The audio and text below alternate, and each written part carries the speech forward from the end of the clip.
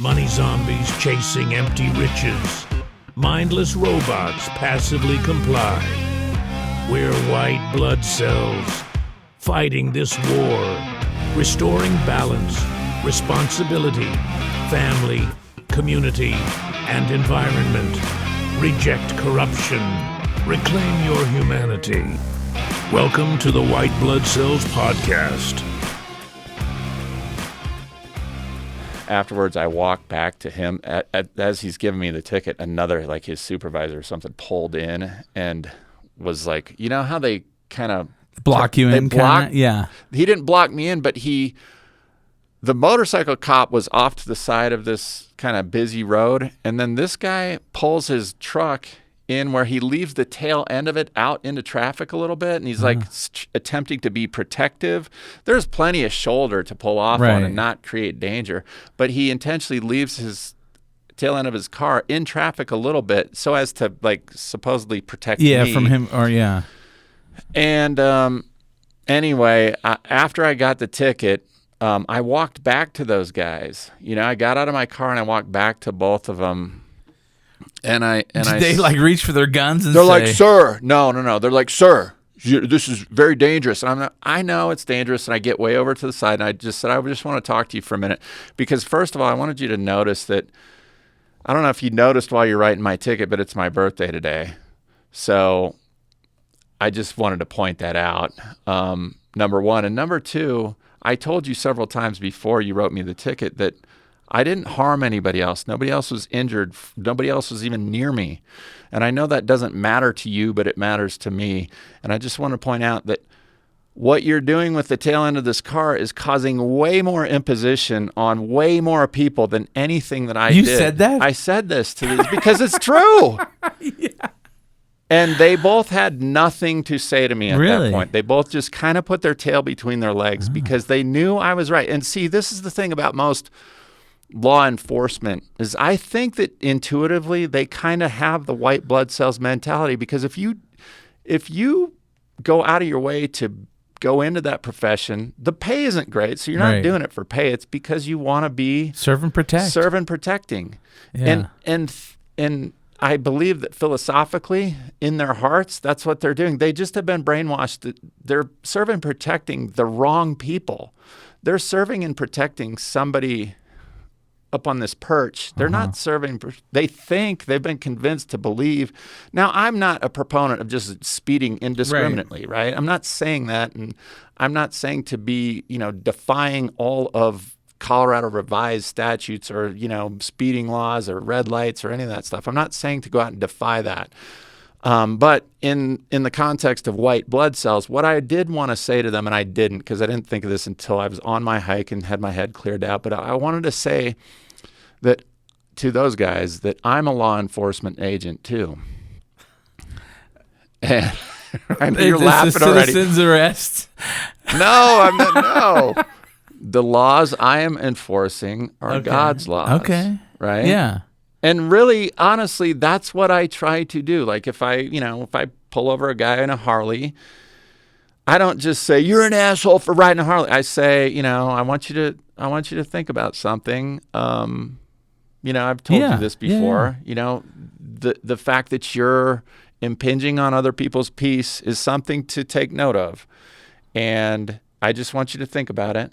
You can do whatever you want with that, but it's helpful as an adult man to know that if you're taking a shit all over your neighborhood, there's probably going to be consequences to that. So we should all think the same thing with the barking dog or any of the other things that we do. And so that's kind of what white blood cells to me is. We are truly kind of protective agents or enforcement agents of our like I say, ourselves, our family, and our community.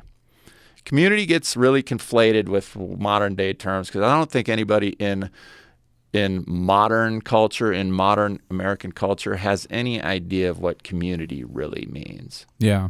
Because I think that's been twisted massively. I think unless you are really part of a indigenous population community where you're actually you're depending on each other, you're providing for each other, shelter, protection, all that sort of stuff. I think it's hard for us in this kind of society to understand what true community really means. You know, you can go to small towns in this country and see it. It's much more accessible in a small town because I think the economy, the economic system is so much smaller. It requires it. Yeah. It requires it. But in a big city, you have no idea what that really means, I don't think. So, okay, wait, hold on. So you said that that on your walk, you had this idea or thought that you're really protecting, that you're a law enforcement officer. Well, that's what I wanted to say to him, and I just was kind of curious what his response would have been, because he would have been like, well, what agency do you? I'm like, I don't work for an agency. I'm just God's agency. I'm God's agency. And really, right?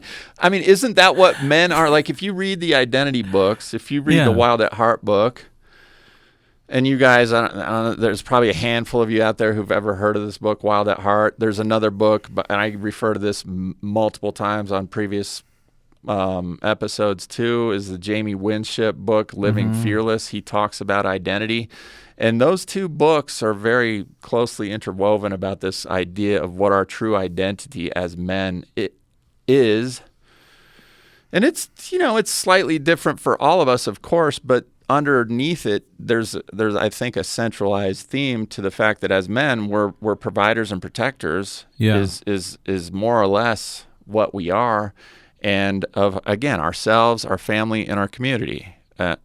You know, and as we age through our lives, in the beginning, we're learning how to, you know, manage ourselves. Like when we're kids, we're learning how to manage and protect ourselves.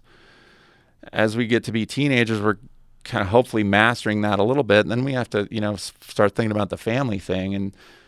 And then as we age a little bit, then we get into the community thing. So it's a progressive you know, identity that you take on. But I think in all men, there is that, you know, central theme within their identity. What? So when you were sitting in your car, they pulled you over, right? Yeah. So one is, you knew you were in the wrong. You were speeding. You were breaking the speed limit that was posted as a sign. Well, it wasn't. He asked me, he's like, do you know what the limit is? And I'm like, I don't know. I'm guessing it's 55. And he's like, yeah, it is. And he's like, he's like, I had you at 71, 72, 74, 70. I'm like, why are there so many different numbers? And he's like, well, because at various times. I'm like, okay, I get it. But was he pretty defensive? What? Did he come kind of defensive? Yeah, he did. And he came flexing his muscle. And that's the other problem that I have with this too. Like, you know, look, if you have the hammer, you don't have to always use it. And that's part of the you know, I think a lot of us in our tough guy mode, and this is a lot of my writing in my book, is like, if we get trapped into this egotistical part of us, we want to flex our muscle. And that's a really, I think that's a bad place to be. When I first started like getting into it with Harley guys, I would do that and it would become antagonistic so quickly and nothing would come out of that. Yeah, totally. And so that's when I learned to just like, you gotta get your voice heard. You got to get your message heard. And you can't do that when you're flexing your muscle. You got to be inviting their contemplation of this idea. You need to draw them into a thought and conversation. It has to be really relaxed. Yeah. Because if it becomes competitive, well, then we get into our ego spirit and we just want to like escalate. And that's where this cop kind of came from. And I think even after I went back to the car, I let those two sit back there and talk for a minute. And then I went back to them and I told them, I said, you'd kind of, and I gave him the muscle move. I said, you were kind of flexing your muscle and you didn't have to do that. After I told him it was my birthday, I said, you just didn't have to do that. And I just want that to be known. And they both looked at me with the tail between their legs look. Really? And so I know it resonated. And that's the thought process that I think you have to be able to get. You can't be, like, white blood cells isn't about just going out and kicking sand in people's face because it won't work. Yeah. You're just going to antagonize people and piss people off and nobody's going to hear you and it's going to be worse. So you have to develop an attitude of really, you know, being, it's almost mentorish, right? Yeah. And sometimes it's going to get heated. I get Yeah. my temper is quick, so sometimes You're Irish or something, right? No, I'm German. I have a little Irish in me, but That's the angry part. That's the angry German part. too, though. I mean, German is yeah. I wrote an apology.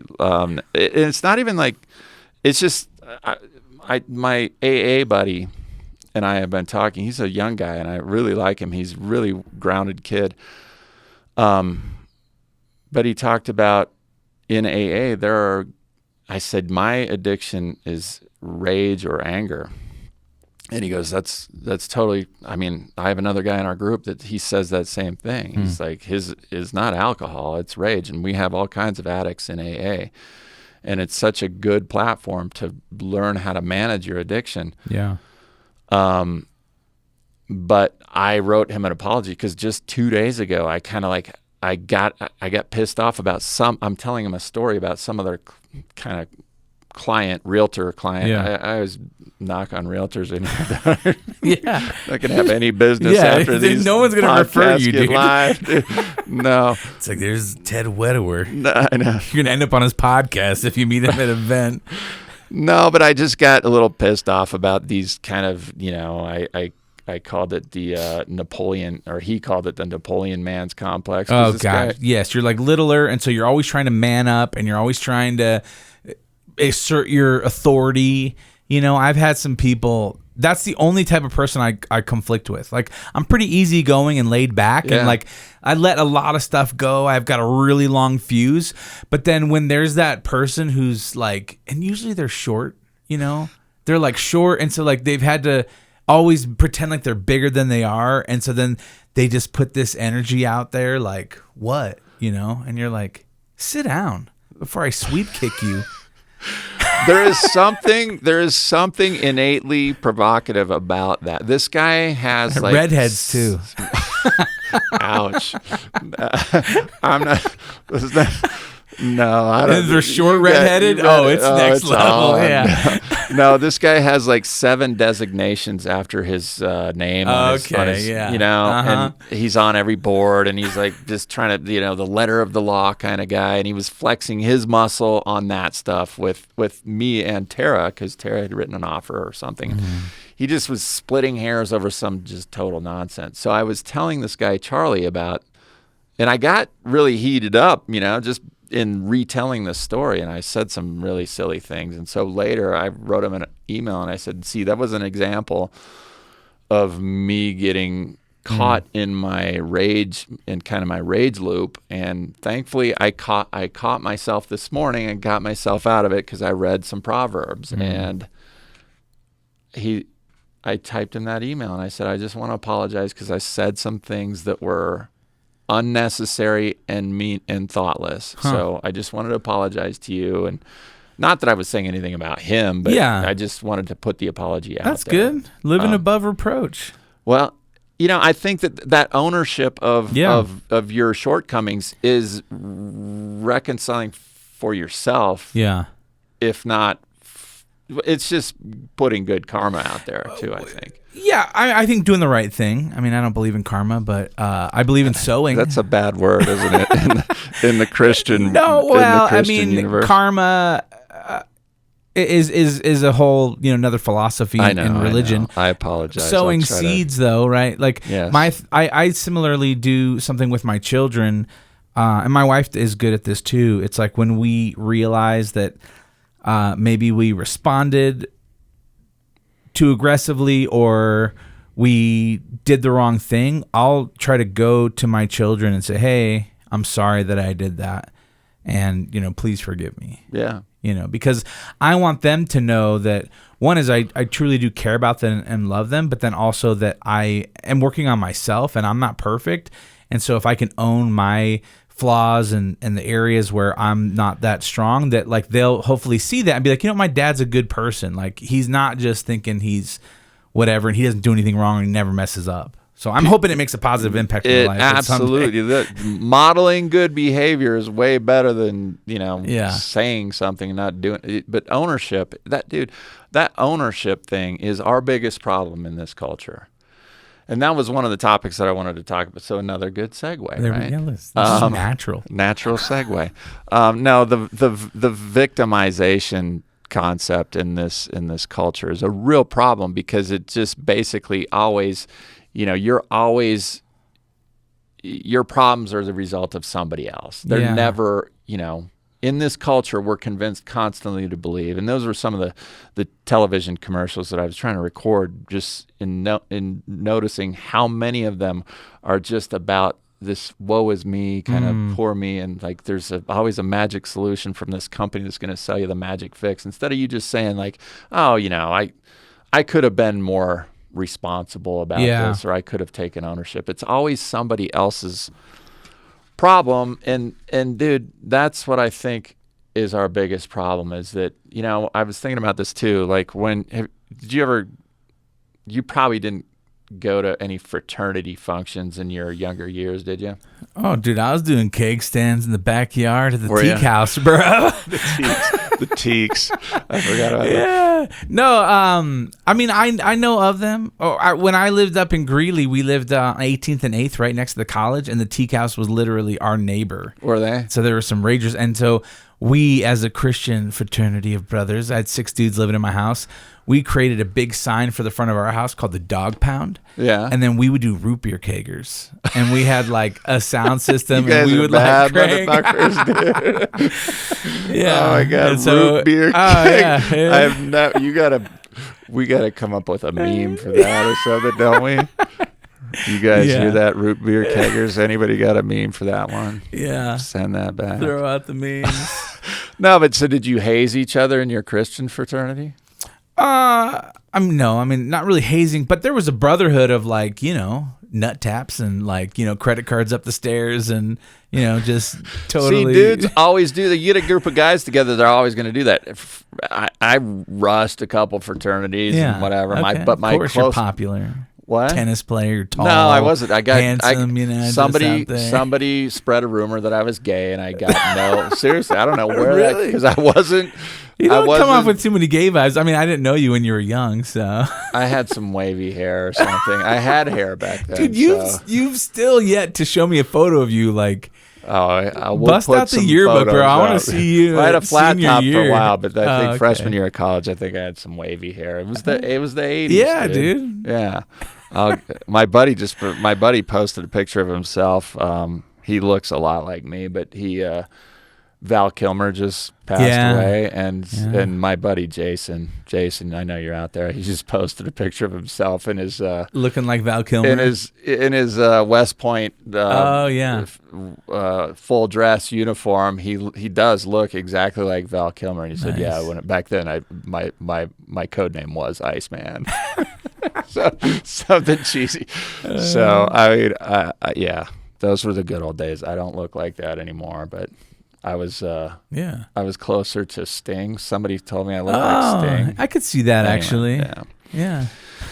Sting has about as much hair as I do now, so I think a little bit more, but hey, who's counting? he does. He does. I haven't seen Sting in a long time. I think he's taking a back seat. Anyway, where was I? Where we were talking about ownership, owning up, victims. Yes. Yeah. One thing. Military boot camp. That's where I was going with this. Okay. So fraternities haze each other. Mm-hmm. Yeah. Military has boot camp. You're just, and it's psychological just torment. Right. Because I've got a handful of buddies. I never went to the military. I think it's great that I think it should be requisite, to be honest with you. But that's another conversation.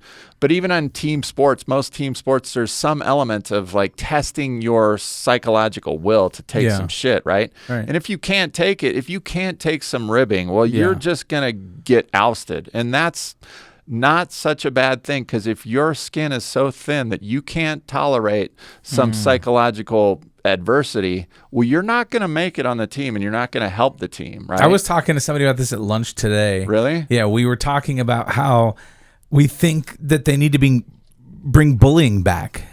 You know, because it was like one of those things where it's like I was the fat kid, and so I got bullied all the time, constantly. You know, so it was like I had to figure out how to like maneuver, and so that gave me a lot more street smarts. And then I liked girls, and so I was like, all right, well I'm chubby, but then I could be funny, and girls like funny guys, so like it all worked out. Hey, girls like funny guys way more than they like good-looking guys, and any if you can fat, make them funny laugh, guy can tell you that, dude. My other buddy, my best friend, he's the funniest. He's kind of chubby too, but he's funny as shit, and he's always been really.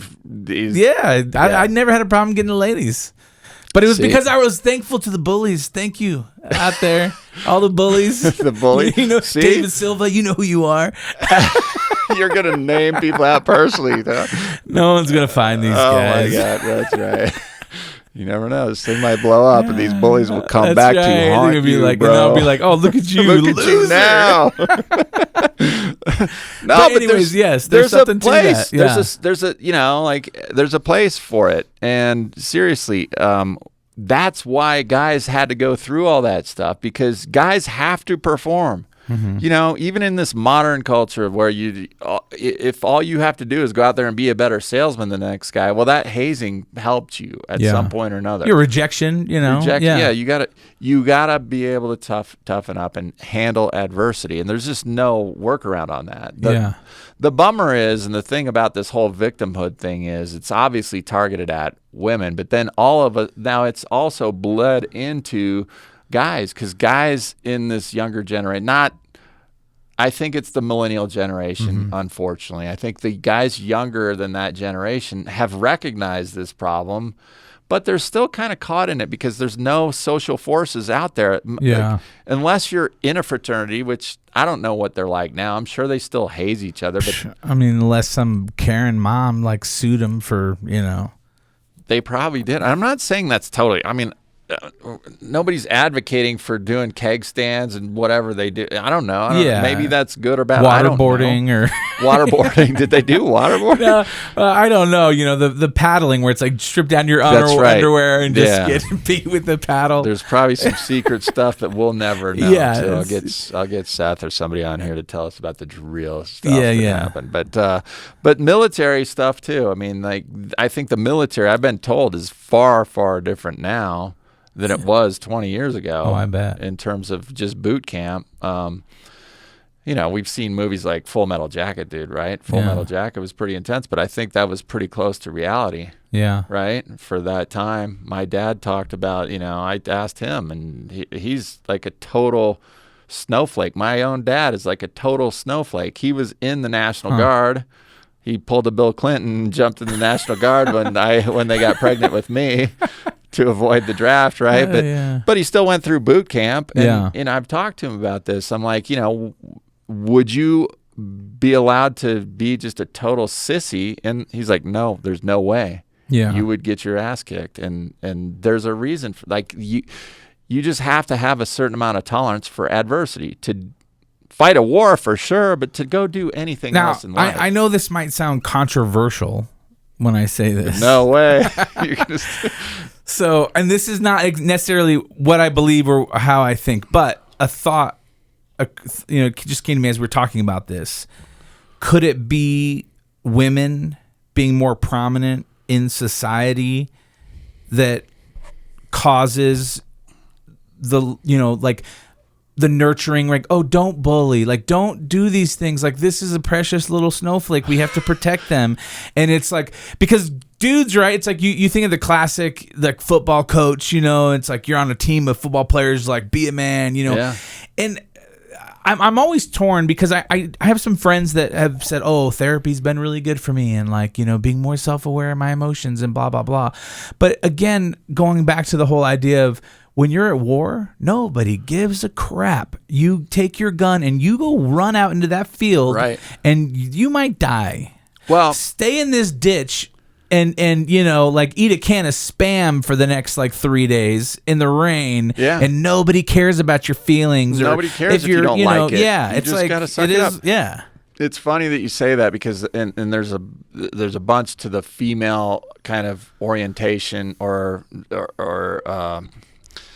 prioritization in our culture. But before I get to that, I want to tell you, I met this guy, this Israeli guy. He's from Israel, just like 2 weeks ago, and he's moved here. He's an engineer, so he moved here about 9 months ago, and he's in his early 40s. He's got kids, and I was talking to him about, his life and coming over here and whatever that looked like, but he was explaining to me how he just got finished up before he came here. He just finished up with his military duty. Okay, yeah. At like 40-ish, right? He had kids. He's like, I said, is it mandatory? He's like, it's not legally mandatory, but it's culturally mandatory. He's like, look, I wanted to go.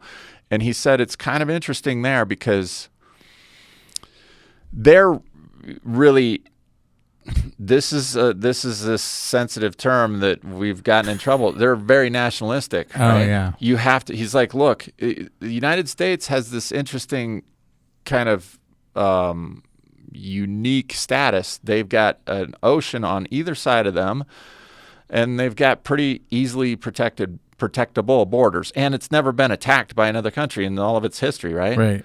He's like, I've been to a lot of other places in the world, and a lot of other places, most places, in fact, are just legitimately dangerous places to be, including the Middle East, obviously. Yeah. And so that nationalism thing is taken much differently there. They have to actually think about protecting their people and their borders. And look, I mean, it's nice to be polite and nice. We should all want to have good neighbors and be inviting. But if somebody's coming to take your stuff too, you have to know, well, I've got to draw a line somewhere. Right. Now, the wars and stuff in this world are probably all contrived, and where the world has had sand kicked in its face for various reasons too. Yeah. But in just a truly natural state of environment, nationalism is a good thing. You have to be able to protect your borders. You're not, it's the parallel is your house. Like, you don't just leave the front door of your house open at night. Right. And you just don't say anybody can come in whenever they want, because there will be some people who will take your stuff and maybe kill you. Yeah. And you can't have that. And your borders are the same thing as that open door, right? So it was really cool to talk to him and see that perspective, because I never even thought about the two oceans and this, like. Yeah, you kind of forget how secure we are as a nation, because you think about Hitler and Germany, like you could never take over the whole world, Right. Back then it was easy. You ever played the game Risk? I played Risk all the time. Yeah, and you just conquer, and it's like you spread out, right? And then you have to be strategic of okay, I can't spread myself too thin. Yeah. And so you start, and so it's like America, we're kind of like, we're out here, We're really we take that position for granted a lot, and if you've been stuck, I've never lived outside this country, so I think it's something that you just don't even. Right. And so for him to point that out was really valuable, because nobody else that I've ever talked to pointed that out. And the other thing that he was really proud of, the fact that he did that military service, and it's cool too to he's like, I said, man, this is such a cool conversation, because I just met this guy, I talked to him for 30 minutes, and all of a sudden we're deep into philosophical stuff. Yeah. And I'm like, it's so cool that you're willing to talk about this. He's like, well, when you're in the service too, you got a lot of free time. And when you're done talking about the really superficial stuff, guys talk about this stuff. Yeah. And I'm like, wow, man, that's really cool. Yeah. Because we don't see it that often here. And I think it's because we're just busy on our rat wheel trying to go make some more money. Yeah. And what's the thought, or where were you going with the whole boot camp, or with the fraternities and? Well, so that? And so the point of that stuff is that as men, you have to have those qualities, because you have to produce. Men's whole quality, and I think Dave Chappelle talks about this. Men's value is not in their beauty. Yeah, no. It's in their ability to My provide. buddy Richard, this is why I got Tara, and you've always wondered how I got her. Because you have to produce your sweet clothes, your Nordstrom clothes, or that stuff J. Crew, isn't gonna work. The Eddie girl Bauer. doesn't care what you look like. The girl doesn't care what Yeah. you look like. She cares what you can do for her. You got to protect her and you got to provide for her. And that's your value, right? Yeah. So guys have to perform. Women's value is their beauty. Women are flowers. They can just be there. And I mean, there's of course other things that they have to be nurturers, and they are nurturers, right? I told a couple of clients this week, they're getting divorced, and they're both the mother and a grandmother, and they're distraught because their son won't talk to them. And I said, look, you have to recognize your identity is being motherly and nurturing and caring. And those are all necessary qualities for our culture, any culture. You can't just have a bunch of dudes because it'll turn into Lord of the Flies, right? Remember that? Yes, yeah. They just kill each other. We just read that book. You did? Yeah, it's with a my great, boys. Yeah, it's a really great good. book, a perspective book Yeah. too, about what can happen if you just got a bunch of young dudes flexing their muscles, right? So you need that balance of nurturingness too, but it's an absolute balance between those two things. You Yeah. have to have both. Yeah. You can't function without both. Well, I mean, that's why I think that, God created man and woman, right? And Yeah. and when he created man, he said, "Oh, it's not good for man to be alone." So I think that there's design and there's purpose in that balance, right? That's the male and female, like we're not good on our own or perfect on our own. We need each other, and we each bring these certain things. And I guess that kind of comes back to my idea of like when now we're trying to elevate women outside of like be the president of this country or, rule over all these things or do X, Y, and Z. Yeah. And then they start coming in with the nurturing side of things, which is a positive thing. But then it's like, oh, we don't want people to feel bad. We don't want them to feel insecure. We don't want them to, whatever. And so let's make it illegal to bully. Let's make it illegal to say things like hate speech. It's really strange, first of all, what they have done to elevate the priority of women, right? That women have more standing legally, economically, like legally, for example. Oh, yeah, when you get divorced. Yeah. The women, right? Economically, like all these ads, like they're trying to put women in this position of power. And look, this is going to just sound misogynistic. There's no way around it, right? You're misogynist. I mean, look, if I am, let's look at history. Like how many legitimate, I'm not saying that women can't be leaders, but just generally speaking, women are not equipped mentally to be leaders. You have to kind of have some really thick skin, and you can't be a nurturer necessarily to be a great leader. You kind of have to be pretty harsh. Yeah. And I don't know, history just does not have a lot of genuinely. Now, history may be misogynistic. I don't know, but I think it's more natural. Patriarchy. I think it's more naturalistic. Patriarchy is the way God intended it to be, and that's what I said. Like in a couple episodes ago, God wasn't a feminist, right? Yeah. I don't think this world, and that's not a bad thing. Look, Yeah, right, women are not. Feminism isn't about women. I've said that before too. It's about controlling a population of people. And it's about something really sinister, I think, is what's behind feminism. I don't know any happy feminists.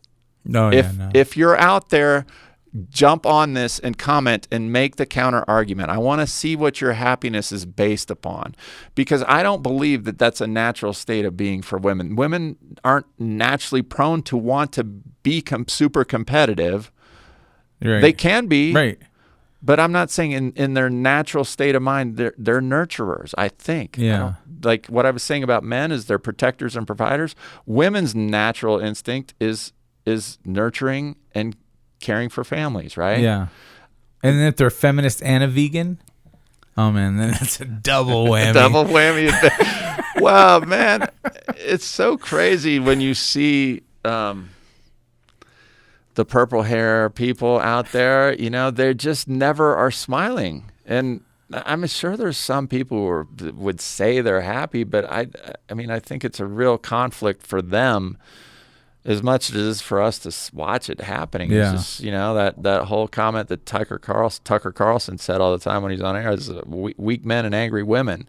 Like, that's the state of our affairs here, is like the guys that kind of kowtow to this whole feministic stuff are not doing themselves or their partner any favors by taking on that weak-minded role. Yeah, and I was thinking too, like, and that comes kind of back to that victimhood thing, where I've been in positions where I felt the power of victimhood and I liked it, because typically, if you have someone who is, say they grow up poor or something, right? And everyone's like, oh man, I'm so sorry, right? Yeah. But then it's like, I can one up them, where it's like, well, yeah, I grew up poor too, my mom kidnapped me, and, my dad was real physically abusive, and then it's kind of like, oh man, I'm so sorry. And then you kind of like that feeling of, attention. The attention. Yeah, exactly. And then I don't know. It definitely, I think it begets that negativity. It begets nothing but negativity, I think. But it's also another form of addiction, I think. Right. It's because we all want some attention, and that's what John talked about last time. We either like seeking love or attempting to give love, but we're always trying to seek love, even if it doesn't come from a really truly loving place, healthy, or that attention kind of feels like totally. love. And so I think you can get addicted to seeking that out. My mom is a perfect example of seeking out just pitiful negative attention. She's addicted. She's genuinely addicted to it. The only time she calls me is when somebody in our family passed away or they're sick. It's such a strange, and like, then my reaction has to be, it can never be perfect enough. Like, it has to be this really pitiful, and I'm not prone to doing that, so I never have a perfect reaction in her mind. It's a genuine addiction for her, I think, and that's where I think this victimhood thing has gotten to in this culture, is the place of it's an addiction. Yeah, and then again, it keeps us separated as a society, right? Like, if you make black people the victims and poor people the victims, and this and that, and then it's like, now you have those that have and those that have nots, and then you try to pit people, and then people are like, and they start believing this narrative that's put out there, and then it just continues to separate us. That's exactly what it does. I mean, that's the end goal of it, and why it's pushed so much, because that is all it does. Because there's guys like you and me are like, I mean, I don't see the purpose in being a victim. I mean, there's a lot of bad things that happen to me in my life. But what is it going to add to value? Yeah. Right. It's not, to be pitiful is just completely pitiful. And so I'm addicted to other things, but that ain't one of them. And I just never could find the value in that. But it totally pits me against all these people who need to have that negative attention to even just make it through the day. There's so many of those people now. My mom wasn't always like that. My mom wasn't, in her younger years, was never like that. She was raised in a farm family where she had to perform too. So she knew the difference, just like my dad in the military. He knew he had to perform too. So this didn't happen until the last 10 or 15 years in this culture, where they've taken on this. Right. And that's another part of like what I've talked about too. If you're marinating in a pot of kerosene, all these people say like, I don't watch TV, or I don't watch TV, so I'm not susceptible to that sort of thing. Well, you talk to other people who do watch television. We're all affected by this pot of kerosene that we're all marinating in. And so to some extent or another, we're all kind of affected by this victimhood thing. And look, I know you're right. Like, even just on my birthday, when nobody was calling me, you're the only person that texted me. No, I was the only person? No, my mom texted me. Okay. My mom texted me. See, so she's not so bad. She said happy birthday, and that's it. Not like, hey, can we take you to Chili's? Do you want to go to Applebee's? No. They got a 2 for $20 special. But I did start to feel some self-pity by the end of the day. That's why I went and took the hike, and I cleared my mind out. And it helped to just get in a space where I could clear my mind out and recognize that I was becoming kind of self-pitying, and I snapped myself out of it, and I just, there's no point. It's just a day. Yeah. Your birthday's just a day like any other day, but it happens to be a day when people really do want some attention, right? Totally. So it did help me to recognize everybody that I know on their birthday now. I'm going to call them. Okay, there you go. Yeah. So anyway. Yeah. generous. Well, So where did you go hiking? White Ranch. Is it like up in Golden or something? It's just in Golden. It's just a little bit north of Golden. It's such a cool trail. Okay. And I went early enough on a weekday. It was a really nice weather day. Out. The cops were out. Oh, by the way, the cops, I mean, this is what I said. I said, you guys are just fee collecting too, right? I mean, like it's you one said thing. That? Yes, that's all they're doing. And we talked about this on the last episode. And he knows full well what I'm talking about, because drove away from them. And right down the street, there's another cop pulling people over. They were just Golden cops were just doing their fee collection because the chief said, go out. Hey, we got to raise $100,000 this weekend. Yeah. And just so for all you cops out there, and I love you guys, right? In your hearts, I know you're in the right place. But keep in mind, the fee collection thing is weak because you're already paid with made up money and tax money. Going out and collecting those fees from speeding tickets is ridiculous drop in the bucket, right? So just enforce God's laws, right? Yeah. I mean, I know that's going to go in the opposite direction than your chief of police who wants to go in, or whatever. The mayor of Denver, or the mayor of Golden. All these mayors are on the hook with some kind of Democrat weird. It's Napoleon complexes. Right? I don't know. My LinkedIn post, did we get to that? Yeah. It's kind of, I mean, did you read the whole thing? Your whole post? Yeah, I read your whole post, yeah. Well, you put it in an email. I read that, and then I went to your LinkedIn to see, and I was like, oh, he posted this. Yeah, I did post it. And part of that is just because I'm kind of testing the audience on LinkedIn. And so you could lose customers? Well, I don't get any customers off LinkedIn anyway. But I do like to understand how cowardly people in corporate positions are, and they're cowardly big time. I know.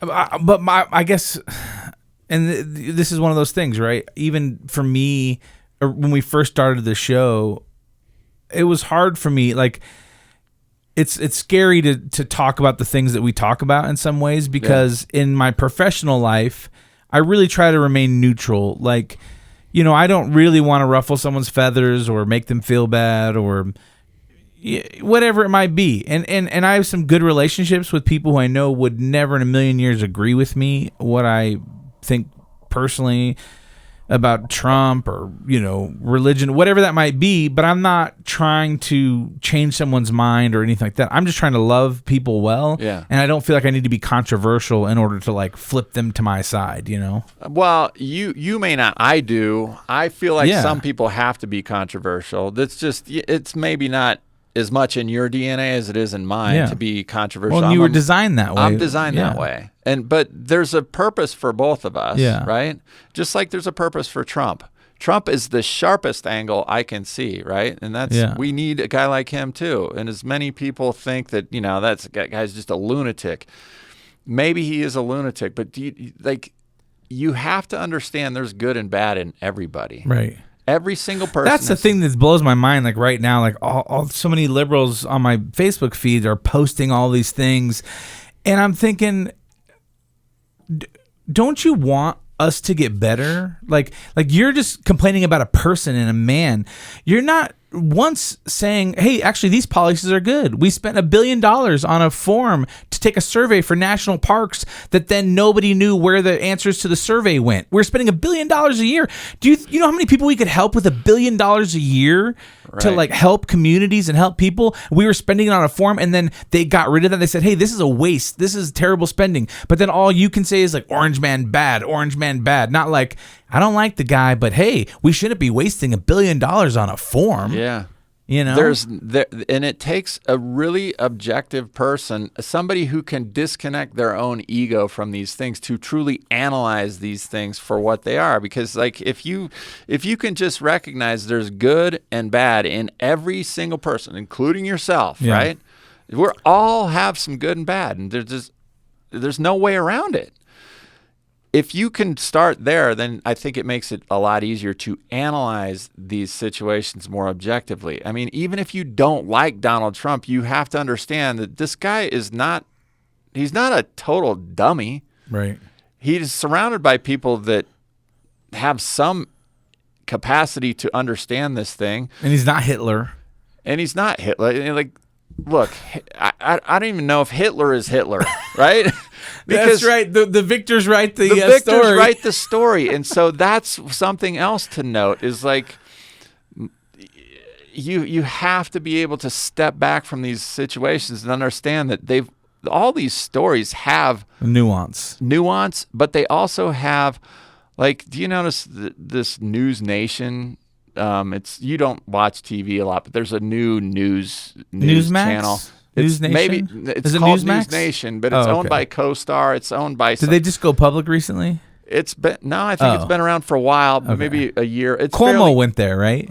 Yes, yeah, exactly. Yeah, okay, I know. And so they purport to be fair and balanced.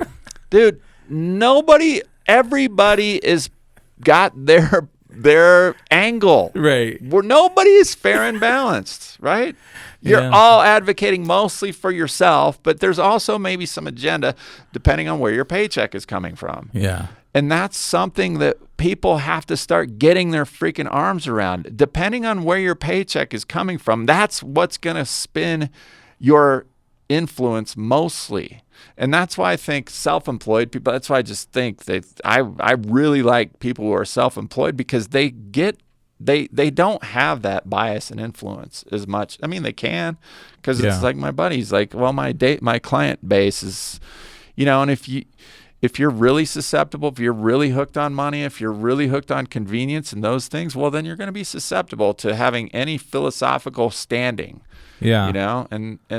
And that's where I think that's another part of white blood cells that I really want to put out there, is that we got to get off this hook of measuring everything in dollar terms, in material terms. Life, I mean, it seems nice that maybe that's simple, but life isn't that simple. And all you have to do is look around and look at how fucked up this culture is. There's a lot of rich people in this culture, but we're still just completely jacked up. And I think that I don't think anybody can disagree with that. Yeah. Right? No, I agree.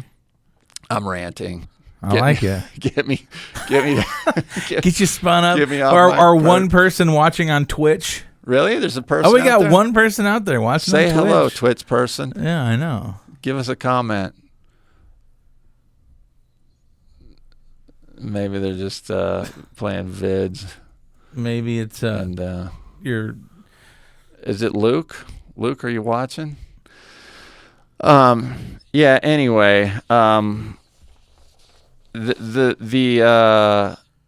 wanted to circle back to the Jim Cramer stuff, because again, I mean, there's good and bad about Jim Cramer, right? Right. We said some bad stuff about him. I do think that there's some really uniquely good stuff about him, too. Do you think so? Well, I think he's a great good. stock analyst. I mean, I know the guy's a workaholic. There's no way you can know as much as he does without reading and analyzing a ton of stuff. And I think that, he's probably destroyed his marriage and his kids' relationships with his family, and you want to stick with the bad stuff, don't you? He's probably an absolute wreck, but he's studied a lot and he's made a lot of sacrifices. Well, he's short, so he's got that short. That's right. Maybe he's just foaming at the mouth. That muscle. No, and he's entertaining, obviously. I mean, people wouldn't watch him if he wasn't entertaining. So he's got that, that knack for, drawing an audience. The thing that really bothers me about the guy is that, he's just cheerleading for the wrong people, and he's pretending to be such a do-gooder with all, I saw a Subaru on the way over here. It had a sticker on the back of it that said "Do good."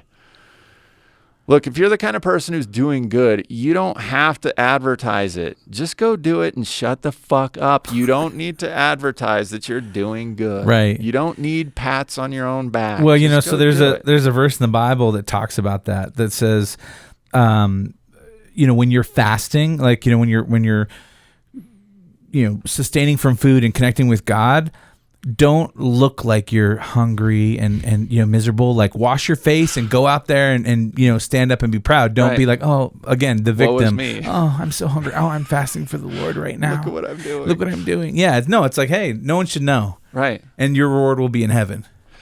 I mean, it seems weird to me that you couldn't agree with that, but a lot of people must not, because a lot of people seek out that strange sort of attention. And that's the one thing that I really take issue with the guy over, is that, like, he's such a gloat for attention and then, you know, shilling for fortune for billionaires. Why do you need to shill for you're already a billionaire. Just go home and shut your trap. Do you for think like he's a billionaire? Oh, dude, I don't know how he couldn't be. And look, you can look him up. I'm sure most of his wealth is in a trust that you will never know that is his wealth. And that's the other thing about rich guys. They don't put wealth in their own names. They make trusts. And this is something that we'll get into later, right? We'll start talking about trust. And I want a trust guy, a really good 150 mil that we know of. Yeah, that we know of. I don't know. Whatever. That's more money. Still a boatload of money. That's still more money than any man I mean, needs. at that point, that puts you in the FU kind of money. It's definitely FU kind of money. Well, you know, that's what happened to Kanye. Have you seen any of his stuff lately? No. Dude, it's weird and interesting at the same time. Really? Yeah, like he's going hard against the Jews, and he's wearing this swastika, like diamond encrusted swastika. Really? Yeah, and then I just saw his interview he did last week, and he dressed up in a black leather KKK outfit. Wow. For the entire interview. And he's like, I think he's really trying to get people to think. You know? And see, there's something to that. Yeah. I mean, I think he's being so extreme because he wants to try to wake people up. Yeah. You know, because again, with the Jews, it's this victimhood of like, oh, you're anti-Semite if you say anything or question anything. Yet if they're running a porn ring or doing all these like terrible things in society, oh, you can't say anything negative about them because they're Jews. And you know what? 6 million of them died in the Holocaust. So that's what's so weird about this. And we shouldn't even be talking about this. We shouldn't even be talking because this is really this is the third rail that was untouchable for a long time. But that's what's weird about it now, is that the third rail has suddenly changed. Like, because right, what's all this anti-Semite stuff that's totally socially acceptable on these college campuses to go be an anti-Semite? Why did that all of a sudden, like, how did that shift take place, and why is it? Did you see that thing? Have you ever seen that picture of, like, it's got all the CNN execs, all the NBC execs, and all the New York Times?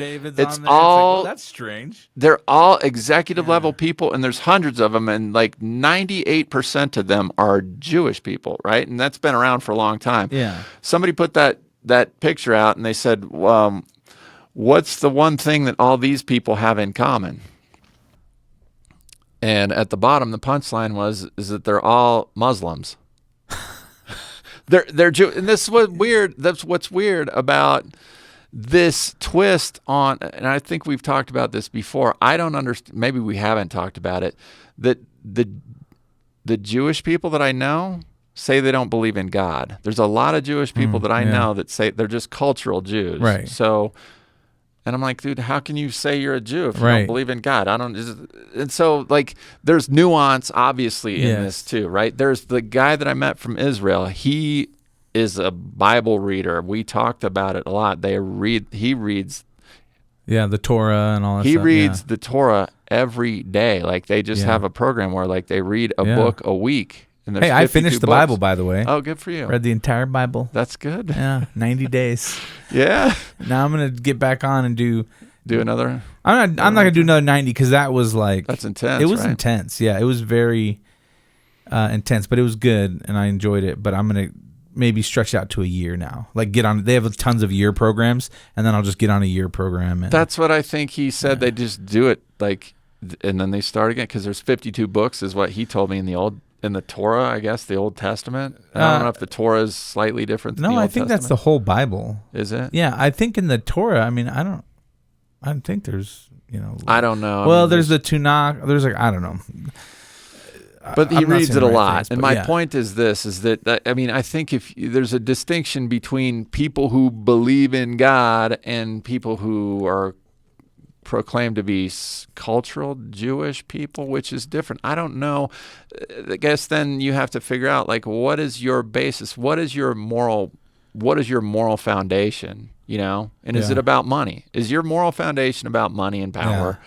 Because that's just, it's going to be a different vantage point with which you look at the world. And that's, I think, the problem, where we've gotten to this place in this culture particularly where everybody in this culture views the world from some completely different point of view. Like, we're all just based in ourselves. We're all, and that's a really divided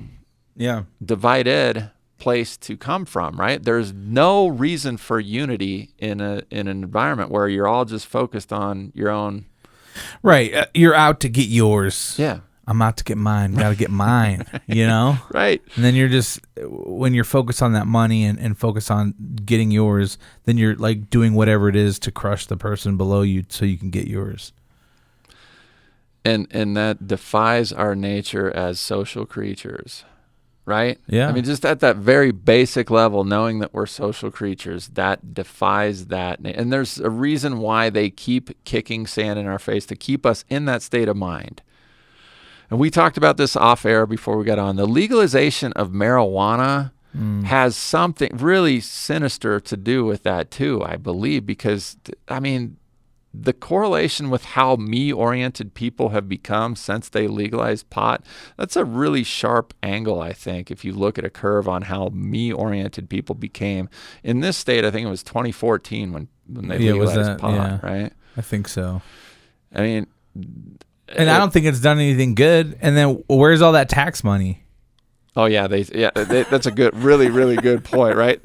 Speaking of the tax money, I drove through Denver. There's more potholes in this city. The streets are just decimated. That's a really good question, man. It's like, well, we'll legalize it, but we're going to tax it, so we'll get the money for good causes. Yeah, and DPS, Denver Public Schools, is like the worst school system in the country. Yeah, it doesn't add up. You're totally right. Yeah. Thanks for pointing that out, because there's a total disconnection about all this stuff. So yeah, I definitely think I guess it's tough, right? Because on one hand, if we make it illegal or make it legal, but part of me is like, well, what if we have there's so many pot shops and there's so many growing facilities and all this other kind of stuff. What if we outlaw those? But then it's like, well, then how are people going to get their weed? Once, obviously they say it's a non-addictive substance, but I'm curious about that because a few people that I know smoke a lot. It's like, it's hard for them to, and they're like, I know this is bad for me. I just can't stop smoking. Right. I thought it was non-addictive. Humans are addicted by nature to whatever. It allows you to remove yourself from your responsibility or your mind holding you accountable. It's like, let me smoke weed and forget about all my responsibilities. First of all, there's no question that it makes you lazy. Yeah. I don't think anybody who smokes pot could say that they get more motivated when they're smoking pot, right? And then the second thing it does, without question, is it just makes your brain less sharp too. We were talking about people watching Star Trek Next Generation, right? And acting as if while they're smoking weed, my college roommate did this a lot, and acting as if he understood physics and astronomy because look, I mean, I nearly majored in physics. This guy dropped out of college, and he wasn't a good student in high school either. So I know he knew very little about physics. But he would smoke that joint, and then he would be like, I get the secrets of the universe. He would imagine, right? And I guess in this imaginary world, you can be whatever you want to be, and maybe that's part of why, right? That's maybe part of why we have fur guys or furries. You can be whatever. I mean, look, that... Yeah, I guess I'm wondering too. I mean, we're kind of going down this rabbit hole as far as just there are countries like Amsterdam or something, right? Isn't everything legal there? Prostitution, drugs, like whatever it is. And so, but I don't know how many people live in Amsterdam. And then it seems, from what I've heard, it seems like a very clean city. It's a very clean city. I think that the Netherlands is just, as a country, is a pretty stable, profitable, like healthy place to live. And that's kind of the point that I thought of while you're bringing this up is, well, why don't we just outlaw? I think it goes back to like moralistically. You don't like the laws aren't what's going to change anything. You have to have a moral basis for these things. You know, like you said, I'm going to go home and have a drink sometimes. I mean, I don't want to be outlawed from doing that. I have a big enough brain. I have an adult-like enough personality to be able to decide when I can do that. And that's what I think in European countries, for the most part, I think they've given responsibility to their population of people to say, you're adults. Yeah. You can decide what is appropriate behavior. I guess that's an experiment. And correct me if I'm wrong out there in the world. I'd be curious if there was an experiment that has been done, right? Because we've tried communism, right? And socialism, like trying to do the best for humanity, and Marxism and like all that kind of stuff, and that's led to killings of millions of people. It always like starvation and whatever.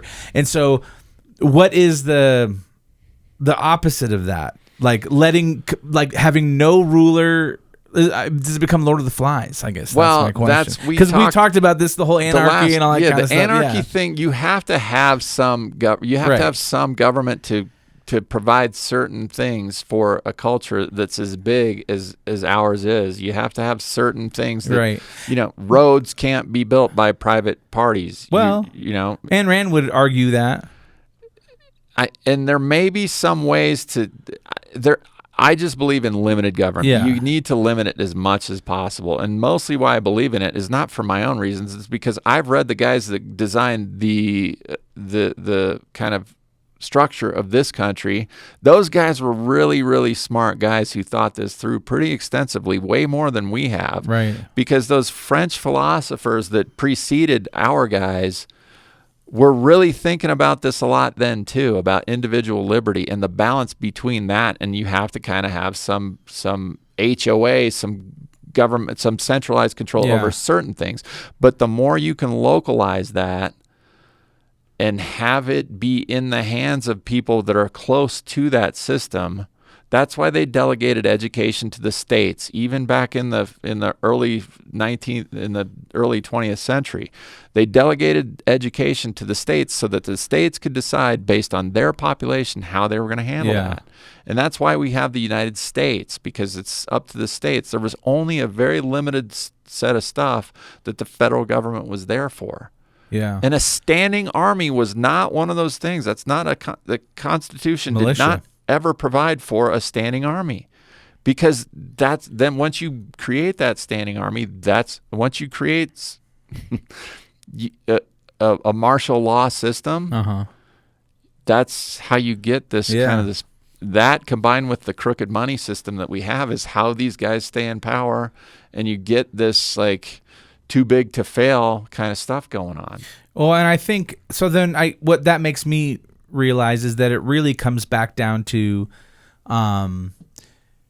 starting at the root cause, right? The root cause of like, if we can help people, and again, as a Christian, I'm coming from a place of like, all right, if we, I think that's one of the reasons why this country was so successful, because it was founded, good, bad, or ugly, on Christian principles and guidance, right? Where it was like, okay, yeah, there's some standards. Here's God's laws, and we should all be living in this way that Jesus asks us to live. And if we all adhere to this, love your neighbor, take care of the orphans and the widows, if we all adhere to all these things, all of a sudden we're going to be building each other up and loving each other, and we're going to be doing what's good for humanity and not just good for ourselves. Yeah.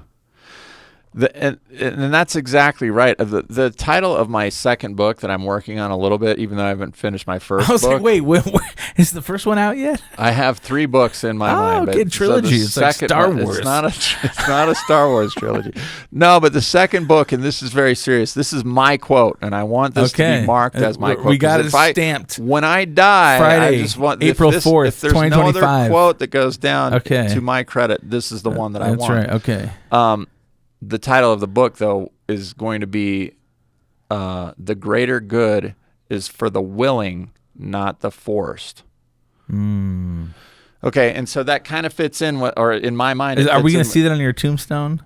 I hope so. Okay. And that's kind of an Ayn Randish kind of thing, too, although I haven't read that book. Okay. Have you? You said you've read it, haven't you? I've started. It's a heavy lift, it's deep.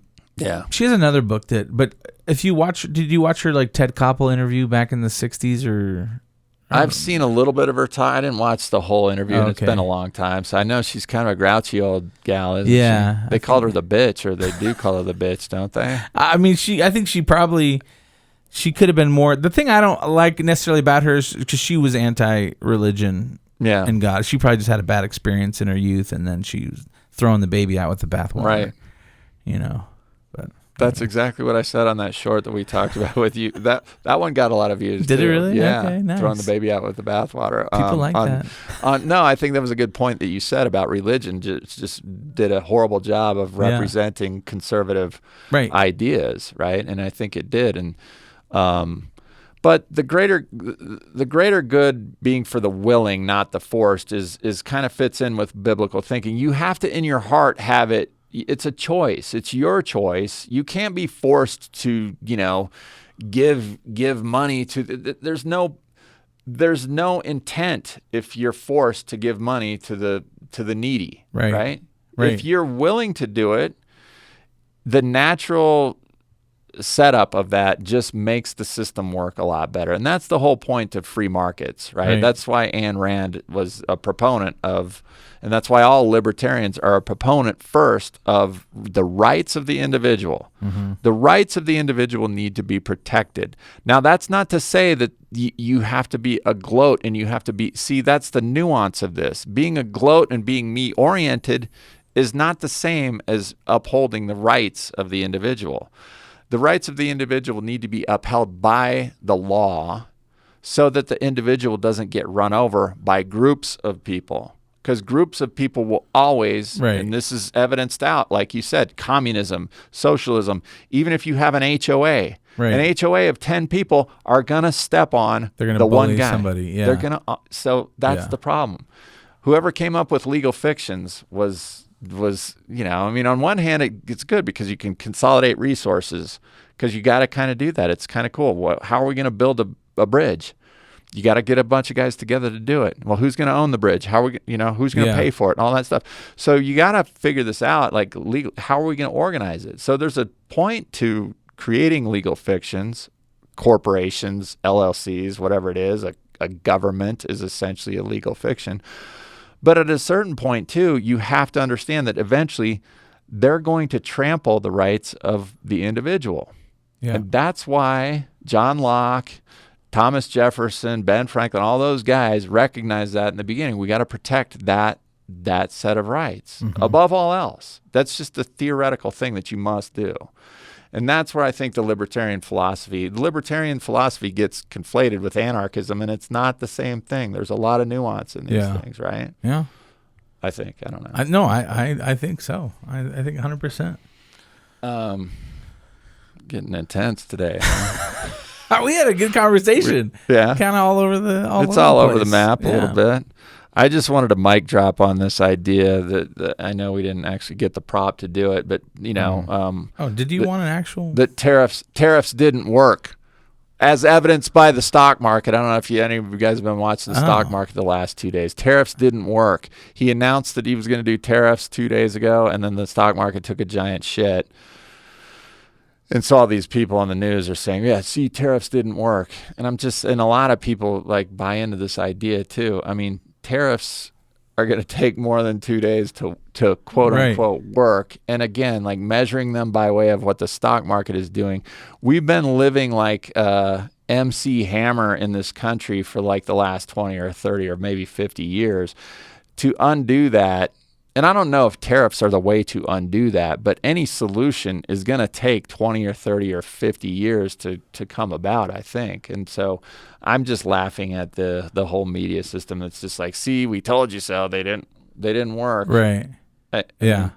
It's going to take some pain and suffering to get us back to a place of more responsible behavior and economics in this country, I think. I don't know. That was just mic drop. My mic drop on the tariffs didn't work. It's probably a little more dramatic than it needed to be, right, to do the mic drop on that. Yeah, I think it would have been a waste of a mic drop. Maybe you're right. I think maybe when tariffs do work, then you can be like, look, tariffs worked. Do you think there'll be a moment when that will the tariffs will work? Evidenced? I don't know. I mean, like, what does work mean? You know, that's another like thing. What's the whole like? What are we trying to point? make eggs cheaper? Just breed more chickens. Yeah, I mean that's what all these people think is making stuff cheaper. This guy, I was watching this guy. He's a shrimp boat captain. That's Forrest Gump. It wasn't Forrest Gump. No, this guy's a legit shrimp because they were talking about shrimp on one of the stations this morning, and you know, like this guy's like a South Carolina shrimp boat guy, and he was saying American production of shrimp is like 6% of the market in this country. Like most of the shrimp is imported from other countries.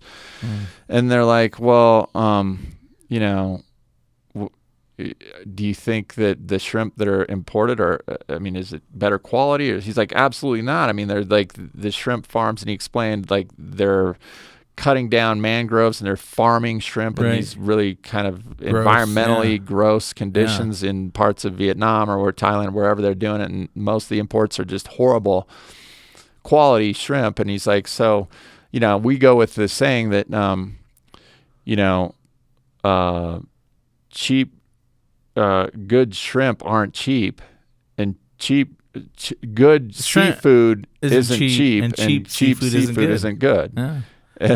It just made me laugh. My father-in-law was a BMW salesman, and he used to say he that. He said the same thing. Yeah, he said, good things are not cheap, and cheap things are not good. Buy BMW. I mean, I think that's true. But I like the shrimp one better. Yeah, you know, the whole it just makes me think of cocktail sauce and a little squeeze of lemon. Isn't shrimp just cheap just by its nature? I don't know. I mean, it's a bottom feeder. It's a bottom feeder, truly. Yeah, anyway. It was a funny comment. The guy was a funny dude. Yeah. Well, I definitely think there needs to be a reset. There has to be a new set level. Even with this whole Doge thing and like tearing down the system of education or whatever it might be, it's like, let's tear it, because clearly it's not working. Clearly all this stuff over the past 30 years, 40 years hasn't worked, right? Like it's broken. So we're a lot smarter now. We've got AI. Let's tear it all down and then figure out. The classroom was designed for factory workers, for people to sit there and hand make widgets all day. And so that's why they created the class. So why don't we tear it down and say, what do we need in the future? Yeah. And how should we design things in order for it to be better? And like, I don't know why everyone's losing their brains over this. Like, so many good people are losing their jobs. It's like, yeah, but they sucked at their job, and we're in trillions and trillions of dollars of debt. Like, this is broken. So let's tear it all down and then let's rebuild it. Like, thoughtfully, because we have an opportunity to do that. Yeah, and I don't think you can even just tear it all down. I wish it was that easy. Like everybody imagines, like we're just gonna scrap it. And like it's even more complex than that, because we got to kind of keep it all going at the same time we rebuild it. But you make a good point about the fact that why are all these people squeaking about something being done? Because I don't think there's anybody who can question the fact that this place is jacked up, right? Even the lib nuts who are out there squeaking about it, I don't think they're sitting around saying, well, this place is so great, like we really need to defend it. And if they did, give us some concrete reasons about why you can defend this. Like give us some substantive facts about what this means, other than just screaming and yelling at people, because that's most of the arguments from that side of the equation are just like emotionally driven, screaming and arguing. That isn't substantive. I mean, I think you're right. It does need to be rebuilt, and it can be rebuilt. It's just the thoughtfulness of it is part of it. But you can't have a bunch of people just screaming. And you got to ask yourself, who are these people that are just screaming these emotional things? These people are paid by somebody. Yeah. They're not just out doing it because they're, there's some kind of funding source that's causing them to go do that. That, or they're just NPCs. What is an NPC? Non-playing character. Okay. It's like in a video game where there's just the people like walking around and they're just, Keep saying that because the Twitch guys totally get that. Yeah. No, and useful idiots. It's like the person who's just sitting there watching CNN or MSNBC and they're just parroting what they're hearing, but they don't have an actual intellectual thought or idea or even a way of like, oh, you know what? This is how we should make this better, right? They're just regurgitating what the input is, and then they're just like, oh, look, there's a guy in the shop. I need to buy a hammer, Yeah. What's that movie, Idiocracy? Did you ever see that movie? I'm going to watch it this weekend. Watch it with your kids because they'll laugh. But it's really kind of telling. Appropriate? It's totally appropriate. It's just stupid as crap. But there's a guy in one of the scenes. There's a guy just sitting in his lazy boy chair in front of a TV just eating goo. Like it's like green goo or something. He's just like what you talk about, like the epitome of an NPC.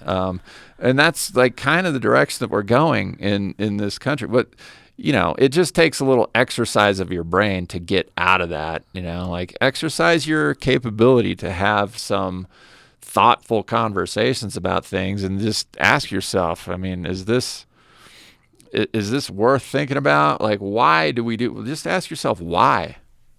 Yeah. I mean, that's a good, right? Well, just why? Why? Yeah.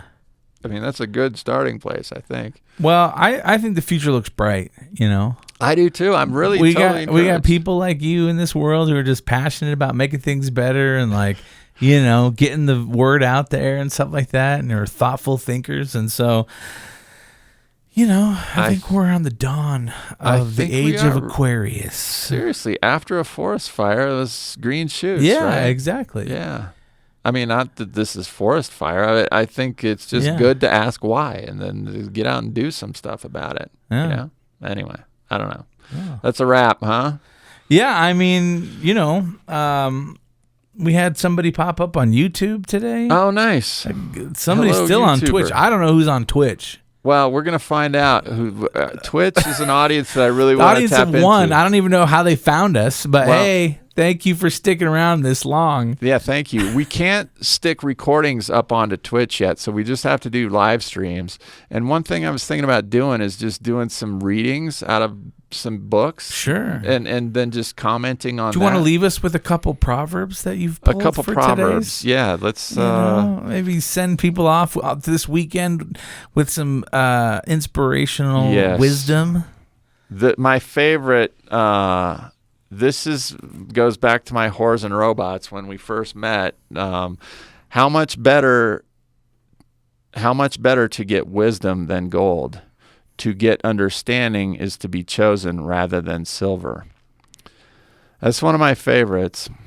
Better is a little with righteousness than great revenues with injustice.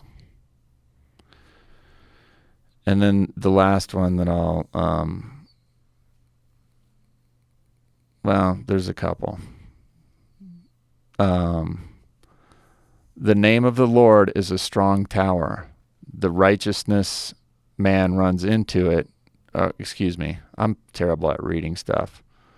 That's right. You were hazed too much in college. I was. PTSD is coming back. The name of the Lord is a strong tower. The righteousness man runs into it and is safe. I typed that wrong. The righteous man runs into it and is safe. Yeah. I don't know why I put ness on the end of righteous. Righteousness. Well, there's righteousness. There is righteousness, but it's not in this sentence. The righteous man runs into it and is safe. God, sorry guys, I really jacked that up. Just go pull up. The spirit of it will It's transfer. Proverbs 18:10. Nice. Okay, for those of you who want to go. Anyway, those are my Proverbs. Those are a couple this morning. Book of Proverbs is a really good one to kind of revisit. It's a good place to start. you know, because it's just real wisdom. It's just basic stuff that like kind of will give you some inspiration and guidance for each day. And there's 31 of them. And so on, you know, either 30 or 31 days in a month. So every day you can read like, 60 seconds? It's a good chapter maybe a 2 day. or 3 minutes. And it is. Time. It's really grounding and a good way to get your day started off in a good frame of mind. Because that's where I was this morning at 4 a.m. So knocking these out. So. All right, guys. Thanks for jumping on on Twitch. Any of you guys will be back here next week at the same time, 3:30. We got a special guest. We got a special guest, Craig, and we're going to be talking about some more men's issues. So join us next week at 3:30 on Friday. That's right, 3:30 Mountain Time. That's Forgive right. me. Yeah, I don't know where this person on Twitch is. Worldwide audience. That's right. They might be in Bangladesh. I don't know what's in Bangladesh, but if you're there, you're probably sleeping. Exactly. Set your alarm for 2 a.m. Right on. All right, guys, we're out.